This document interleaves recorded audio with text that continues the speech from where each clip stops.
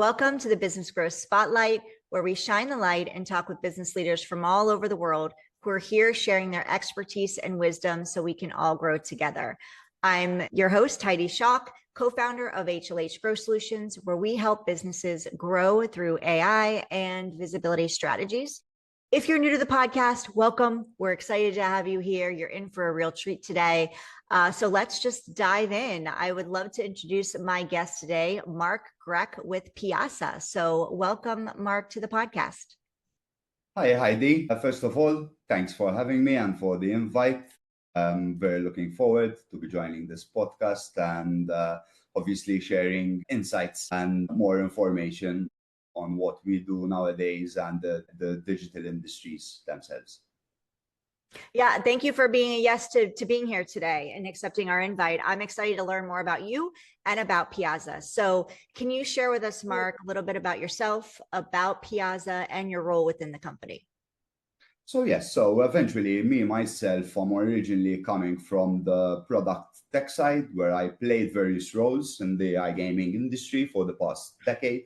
My last full-time role was Chief Product and Tech with a tier one company within the iGaming industry, where eventually I'm coming from various areas as well, from the emerging tech side. I've been into crypto, blockchain, and Web3 for the past 8 years, where eventually I started to leverage my expertise coming from product and tech and a mix of marketing and business dev, I would say, across the emerging tech side, where I had the opportunity to be part in various projects, if it's blockchain focused or utilizing the new tech stack that we have nowadays, which is called Web3. And obviously a nice mix of emerging technologies that nowadays I would say, it's on everyone's agenda. If it's AI, machine learning, and a whole mix of these technologies themselves. Past 6 months, we launched Pyaza, where I am the founder and CEO. We launched Pyaza, which is a networking platform, but with a different take eventually, where we connected, I would say, all traditional platforms into one, having a one-stop shop for an organization, an individual to curate, build his own community into one platform, rather utilizing a plethora of apps like we experience nowadays. If it's for events, if it's for social, there's multiple founders and entrepreneurs that are all over these platforms, if it's LinkedIn, Instagram, Facebook. And obviously it's becoming a bit challenging to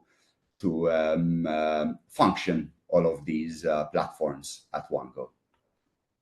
Yeah, it's like a full-time job just trying to get on every platform. It is. Right? Eventually, past years, we never had a content creator role, an influencer role, streamers, which nowadays these, I would say, are all considered full-time roles. Like we saw in the past being a marketing executive. Nowadays, we look for influencers and thought leaders. So yeah, that's the fun fact of it. Yeah.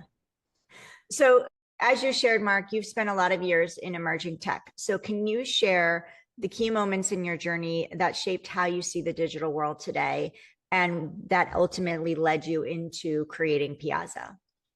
So yes, so as mentioned, nowadays, it became very challenging to get yourself out there. So let's say if you're building a business, if you're a solo entrepreneur, if you're working in a startup, it's very challenging to get your products out there. Everyone knows that marketing became very expensive.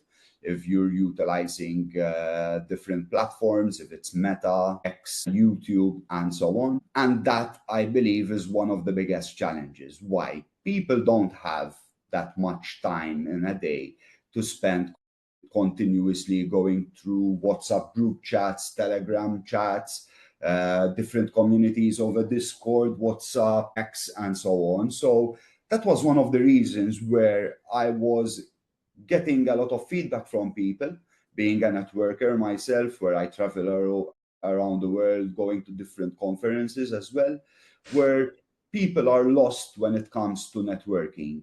And apart from that, I believe that nowadays, both companies and people want to create value and relationships rather just the traditional networking where you go to an event, or even having community-based online, especially with AI. Nowadays, I do see that people are turning back traditionally to meeting face to face. Why? Because emails are being sent through AI, messages are being sent through AI, content creation is being generated by AI. And we came to a point that we lost the human connection, which eventually then evolves into building a relationship. So that's one take that I saw, and even from speaking to people and the feedback that we always got when we started building and coming up with the idea of Pyaza. Even post-launch, in fact, something that we are pushing very hard is generating people's feedback, and obviously then implementing the changes within our platform, because it's something that we wanted to work hard on, is evolve our product with the community rather just running and assuming with sort of functions and features that people might want. But we took a bit of a different take, rather traditionally, getting people's feedback and implementing the changes that they are wanting, and to solve their real world problems. So when you look at today's digital industries, creators, marketers, tech professionals, what do you believe is fundamentally broken or missing in the way people connect, work, and grow? Yes, because obviously we need to keep in mind that every industry has multiple different sectors and departments. So eventually, nowadays, for example, I'm coming from iGaming. iGaming is one of the biggest entertainment industries out there. Mm-hmm. When it comes to technologies, there's good funding and revenues to invest, to experiment, especially, because keep in mind, emerging tech, to a certain point, in certain areas, it's purely experimental. You won't know where you're going to get if you're not going to try and implement blockchain, see how you can solve traditional tech stacks with these new technologies themselves. AI is another good example, where nowadays, if you have a product without AI, you're just losing out. If we look at Google, Meta, LinkedIn, X, every product that is related to management tools, Atlassian, Jira, AI is implemented, which makes life much more easier for the user. To a certain point, it creates a bit of a lazy environment. Why? Because people are just sort of leaning on AI nowadays. And it's a fact that if you start using a product without the AI functionality, people are not going to be interested. Why? Because they got used to the leisure and the luxury of creating emails on the fly, content creation, images, videos, and so on. So yes, I do see the digital sort of space evolving. But then, as mentioned, every industry has these micro sectors and niches, which to a certain point all correlate together. So it falls down to building a solid community for them to understand and even to speak about your product organically. So Pyaza, as you shared earlier, was born out of a clear clear problem you saw in the market. So what was that pain point that made you say this needs to exist and no one else is solving it effectively? Yes. So I would say the main pain point is fragmentation. So if we had to see multiple industries, all of them have conferences and events, side events, meetups, and so on. There's a big problem when it comes to networking gaps. There is a list of options, but first problem is they are expensive. So a startup or someone creating events or meetups in the beginning, it's very hard to acquire these products in order to curate a place for your own community. On the other hand, yes, we have multiple other options. Like nowadays, especially since Skype closed down, people moved a lot to WhatsApp. Mm-hmm. So people are creating channels, groups. But then on the other hand, WhatsApp wasn't realistically created to have these sort of replica of Skype groups, community building, and so on. Back in the day, we had Discord, which is still being used across certain Web3 and esports communities and companies, but then it doesn't correlate with business industries. So that's one of the reasons why we had built Piazza, for having and reducing, I would say, all of this fragmentation. Even apart from that, we created Piazza in a way that it's a one-stop shop. So basically, rather having a Facebook page, LinkedIn profile, WhatsApp channel, Telegram, and so on, you can have everything all into Piazza. Now, yes, and I get it a lot that people ask me, but we still need to advertise on X, we still need to utilize LinkedIn. Yes, 100%. We all have profiles for Piazza, for example, in every social media platform traditionally to advertise our product, because realistically, we have a product in hand and a platform, which the user himself would own his own networking platform. So it's like owning your own LinkedIn. But the difference is that, again, you own it and you're not the product. LinkedIn won't have the community nowadays if people are not posting. On Piazza, basically, you have your own community into one, where it's irrelevant if you have 1,000 followers, 500,000 impressions. Every space is dedicated to the niche or the topic related, including the messaging channel side. So there isn't any cannibalization, I would say, of content. And obviously, then the nice part of it is it's easily to get out there. So if you're going to create your own space and you're speaking about cryptocurrencies, the space is only relevant for people that are interested in cryptocurrencies, rather being on traditional platforms where you have millions of people posting different types of content. And obviously, as we are foreseeing today, that if you don't boost your social media posts, if you don't pay that extra buck in order to get your marketing budgets out there, it's very difficult to be identified. Yeah, very true. So let's talk about marketing a little. So as you shared earlier, marketing and influencers versus influencers now, marketing has evolved dramatically over the last decade, over the last even couple of years. We've seen a big shift. So what changes do you consider most important today? And how does Piazza support the modern marketer or digital professional in this evolution?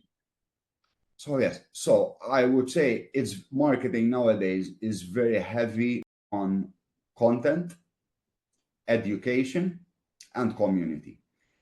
Meaning, starting from the content side, people are more into organic marketing nowadays rather than forced, meaning that people speak about your product organically. Like, for example, yourself, Heidi, we are speaking about Piazza, you used it, you liked it, and you started speaking to your friends, acquaintances, business partners about it. People are more into that nowadays, rather scrolling on reels or shorts and seeing adverts coming up. Now, on the educational side, if we had to consider emerging tech, only few people know about it. For example, cryptocurrencies. Yes, Bitcoin was created back in 2009, but eventually people are still not that knowledgeable about how cryptocurrencies work. Now, yes, we're seeing governments, entities speak about it. You should buy Bitcoin, you should invest in crypto.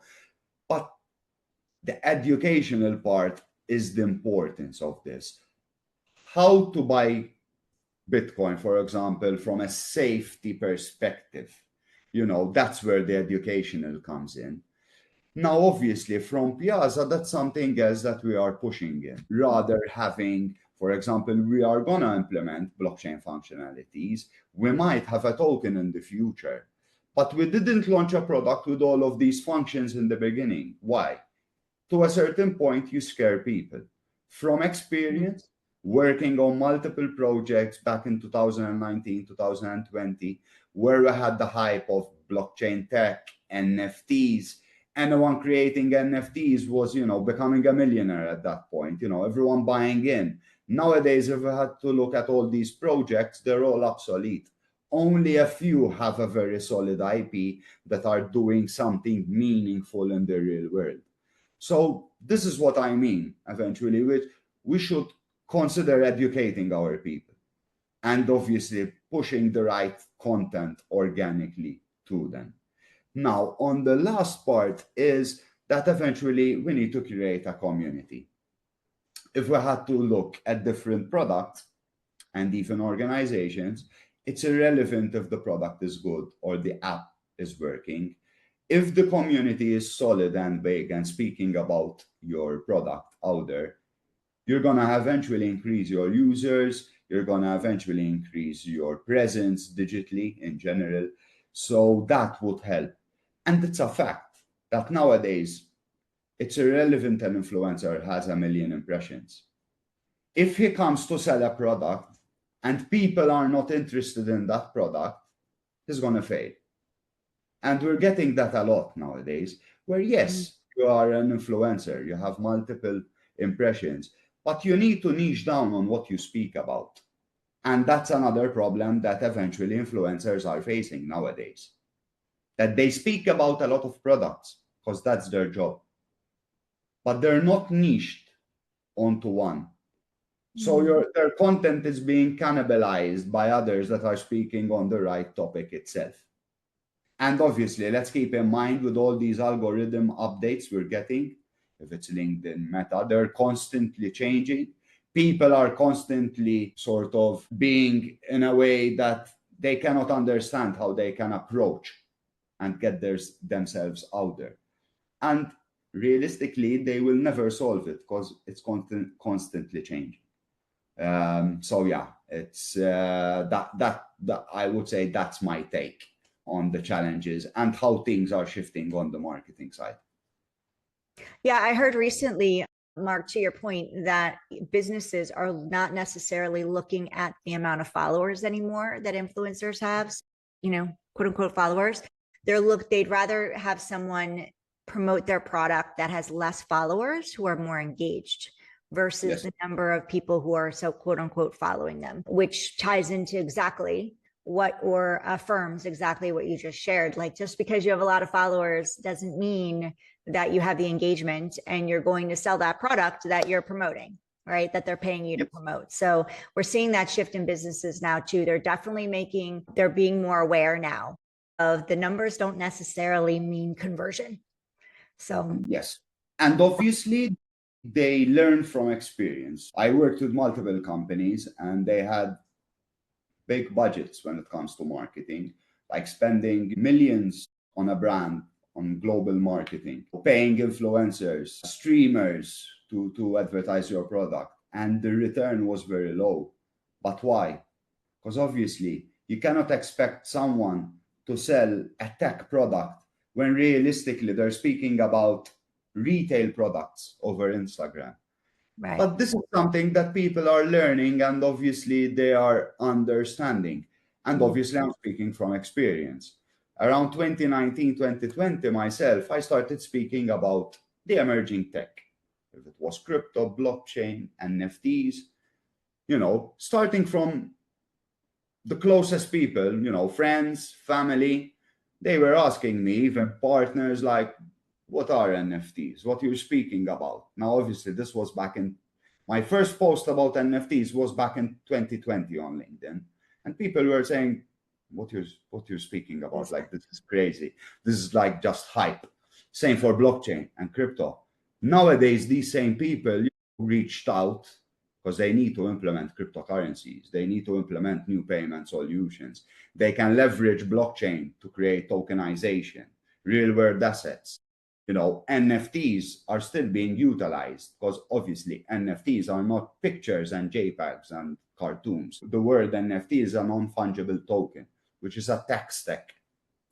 And again, falling back to the educational part, people are not that aware about it. To them, NFTs are just JPEGs or images. But yes, back to what I was saying, from experience, speaking about emerging tech, I was even finding it challenging, although I had at one point millions of impressions over LinkedIn. You couldn't build the right relationships, although you had a good presence on social media in general.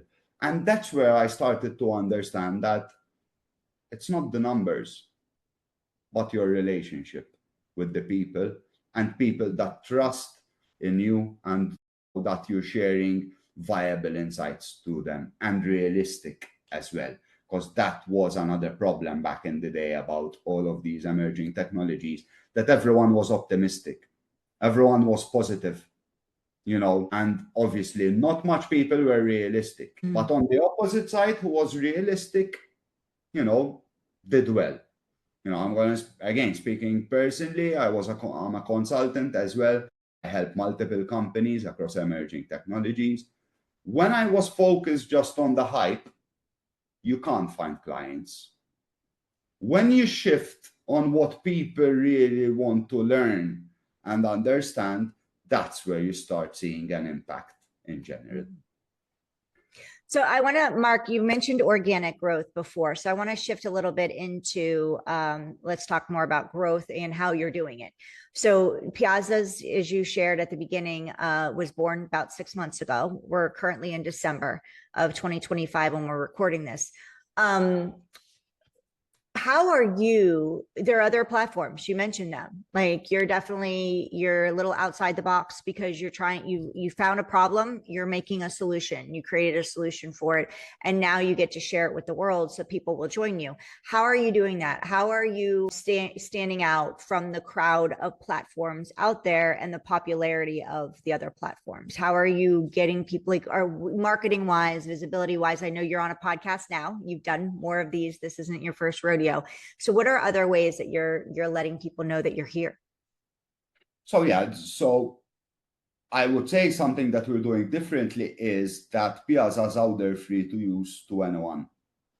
And to utilize and to leverage the product itself, you don't need to generate X amount of followers or have X amount of numbers like traditional platforms are doing. Now, again, we are not a social network. So we are not another LinkedIn or another Facebook. We are a different sort of take of product, and a SaaS product, I would say, because even Pyaza can be utilized as a white label for a company or an organization. So basically they would own their own digital footprint app where they can utilize to create privately or even publicly. But I would say we are doing a lot of things differently for people to use. A good example is, let's say, to generate money from traditional platforms. So if it's TikTok, Facebook, X, you need to generate X amount of numbers to get into the program, or else you need to pay to be verified, which that causes a bit of a challenge for, again, a startup, someone building his own community, is new to the industry and so on. So that is something that we're trying to mitigate for the user himself, where realistically you can jump in, you can create your own space, can be public or private. We implemented different gamification features as well, which we call Pyaza Balls, where basically you can leverage this gamification tool across your own community, which other platforms don't give. We have a creator economy being launched. We have a marketplace where we can advertise service providers, digital creators. So it's both B2B and even B2C. And obviously, around all of this, we have a platform that is built purely matchmaking people and spaces across each other. So you are easily identified from one side to another. So yeah, apart from obviously speaking about the product organically and marketing, I would say we are trying to push the product and Pyaza itself in a way that people can understand that we're solving a real problem. Even from the feedback that people are using it. Again, we didn't pay big budgets yet on marketing, and we have over 1,000 users registered in the app. And I can confirm one of the biggest and challenges nowadays is twofold: to get someone's attention and to download a new app. Yeah. That's very challenging. Why? Because people are busy, everyone is on a grind. So that's something that we're trying to push, and not force it out there. But have it organically going there, where we have multiple spaces being created, if it's in iGaming, Web3, AI, and so on. People are communicating with each other. We hosted our first event this year in Malta during an iGaming conference. We had over 200 people joining. We had a closed space created for the people that joined. So pre, during, and post the event, people could keep on engaging with one another, rather as what happens a lot, especially myself, going to different conferences. It's like, for example, I connected with you on WhatsApp, I connected with another person on Telegram, another person wanted me to connect on LinkedIn. After the conference, you're like, where did I speak to that person? How I'm going to identify where? So it's very challenging. And obviously, it's something that people experience working in different industries, like in my case. So is your target market everybody, or are you leaning right now toward a specific like ICP? So I would say we are targeting mainly digital and emerging industries. So, but obviously we're seeing cross-sell, especially across retail. Why? All the digital companies like to host team building events, like to host company events, parties, meetups, where they need the retail side. If it's for a venue, if it's for entertainment, where we're seeing a cross collaboration, which is working pretty well, I would say. And a good example as well, we hosted our first event. We partnered up with one of the leading, retail organization enterprises here, where they have retail shops, they have venues, they host events, where we're pushing companies to do and speak and collaborate with these. So it's a mix and match, or I would say, of the retail side with the digital side. And obviously then something that I like to say as well is connecting industries. Why? All of the emerging tech industries nowadays are connected with digital ones. If it's fintech, if it's iGaming, if it's crypto, if it's AI, if it's medical, everyone is cross sort of collaborating when it comes to these. So, and it's needed as well.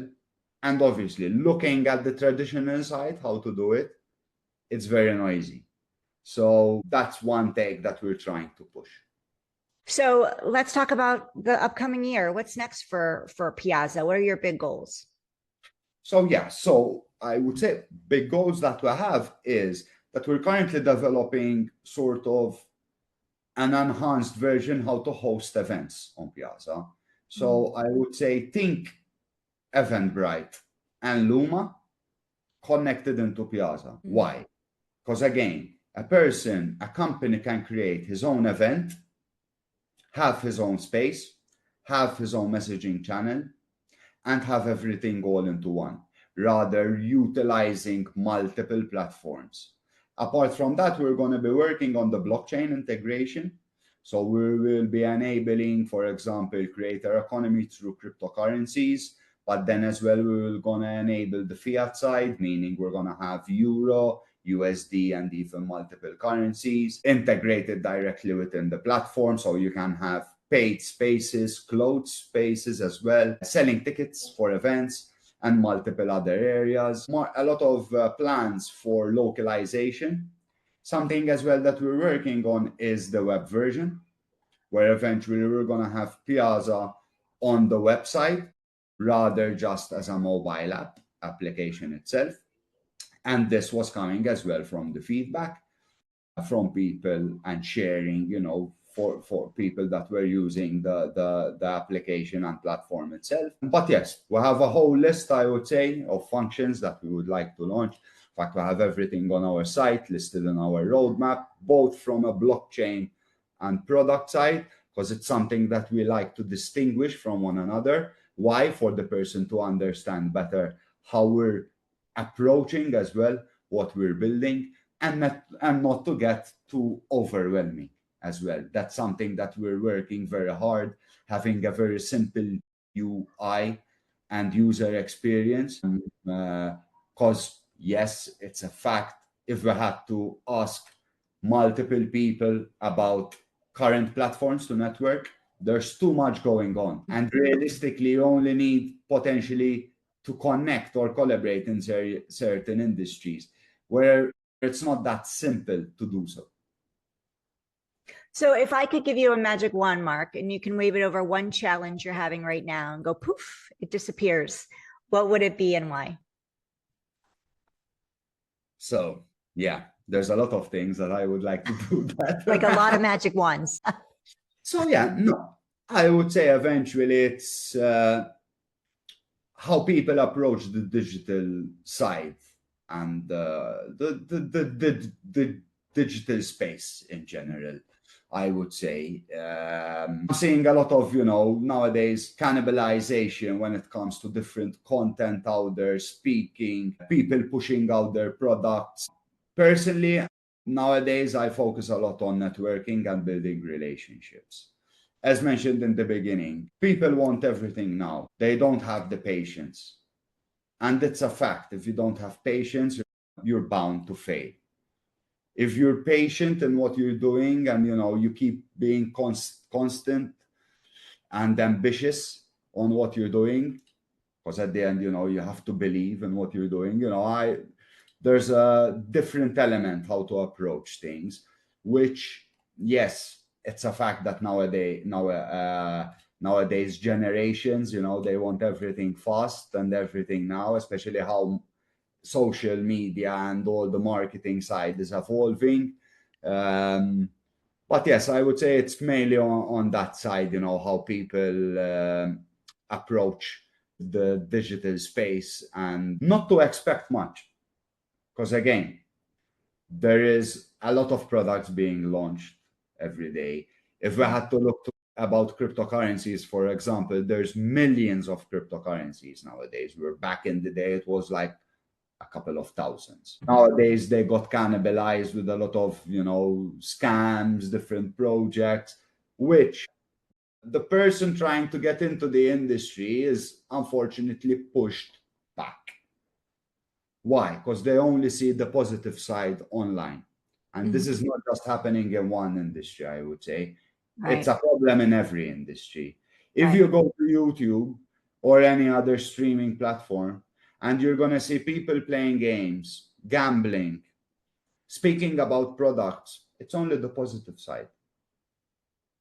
So when retail comes in and experiences the product firsthand, it's a different experience. And I believe it's not fair neither for the person, the viewer, that is interested about getting into blockchain technology, for example, or cryptocurrencies, and he's only seeing the positive side of it, because it's misleading. Yeah. And to a certain point, it's fake advertisement. So I believe that, and obviously there's a strong play when it comes to regulations.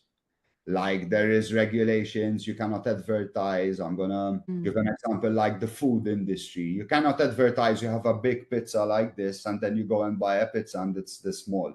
Right. There's laws about it, if it's in Europe or in the US. So yeah, I would say they should consider similar regulations when it comes to online advertising. Obviously, don't get me wrong, but one of the biggest problems is influencers.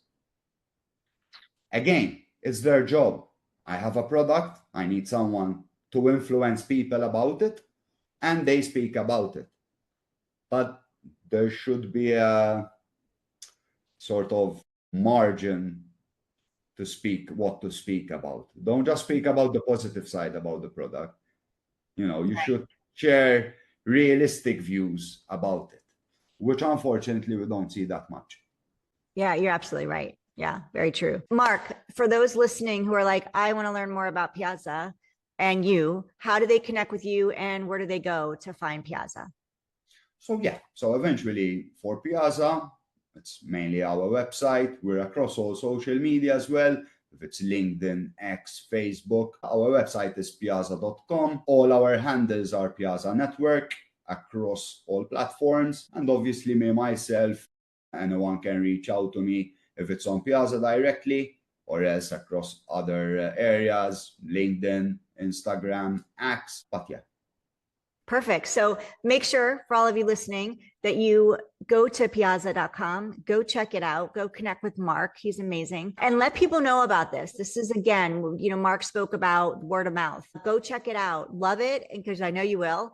And then go share it. And if you know of anybody, but even before then, if you know of anybody that would benefit from listening to Mark today, hearing his story and learning more and learning about Pyaza, then please share this with them, whether you're on YouTube, which if you're here watching us, we're grateful you're here with us. Don't forget to hit that subscribe button. If you're listening to us on your favorite podcast platform, please share this. This is one way we are able to get the podcast out to more people and share our amazing guests like Mark here today. And if you're so inclined and you loved what you heard today, please hit the 5 stars if you're able to. And if you loved it, we look hugely grateful for a written review as well. But mostly, please share the episode. Please share Mark out in Pyaza with more people. That's how we're going to, we're building community here with this podcast. He's building community with his platform, and we want to grow the community there. So, Mark, thank you for today. Before we go, for our listeners, I want to give you all a special gift. Normally, I promised at the beginning. I don't know that I did that, but you're going to get it anyway. If you're looking to grow your visibility and you feel like you're not hitting where your stride over what you're doing isn't working as well as you want it to, then go ahead and download our Spotlight to Scale blueprint. You can go to spotlighttoscale.com/blueprint and grab it. Mark, before we wrap up and I let you go, is there anything that you'd like to share or say that I didn't ask you or we didn't touch on today? So yeah, no, again, thanks for the invitation, Heidi. I really enjoyed this discussion. It's something that I enjoy doing myself. I speak globally as well on panels. I both speak and moderate. And it's always something that I focus on, sharing knowledge, education, and supporting people out there. But yes, I believe we covered various topics. We could spend all day speaking about them. And yes, as mentioned, I really like what you guys are doing. So yeah, guys, everyone that is listening, please subscribe to this channel because I do believe, we need more of these kind of discussions online, which are very meaningful and eventually share solid value to everyone listening out there. So thanks again, Heidi. You're very welcome, Mark. And thank you so much for being here today and for spending time with us and letting us know about Pyaza and sharing your journey with us as well. Thank you all for listening and being here with Mark and I today. Reach out, pyaza.com, go connect with Mark. We'll have all of his links inside the show notes as well. So if you're driving, no worries. We got you. Just go to the show notes. Have a fantastic day, everybody. Thank you again, Mark. And I look forward to seeing you all on the next episode of the Business Growth Spotlight.